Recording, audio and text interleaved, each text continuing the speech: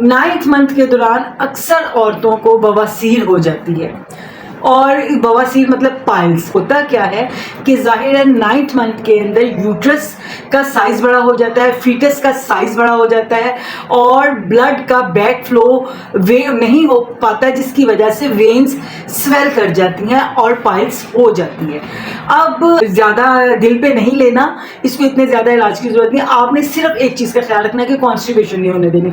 आपने बहुत ज़्यादा पानी पीना, आपने बहुत ज़्यादा फ्रूट्स खाने हैं और जहाँ आपको कॉन्स्टिपेशन हुई वहाँ पर आपको फिशर्स हो जाएंगे, कट लग जाएगा और खाम खा इतनी ज़्यादा दर्दें जो बर्दाश्त तो करनी पड़ रही हैं। जाहिर है ये बहुत ही डिस्कम्फर्ट पीरियड आपका चल रहा है, 9th मंथ है तो फीटस फुल टर्म पे है, फुल ग्रोथ कर चुका है, आपका उठना बैठना लेटना करवट लेना वैसे ही मुश्किल है, उसमें आपका फिशर्स हो जाना, पाइल्स हो जाना और ज़्यादा तकलीफ दे सकता है। तो इसलिए अपने आप को हाइड्रेटेड रखिए और फाइबर्स लेते रहिए और कॉन्स्टिपेशन ना होने दीजिए।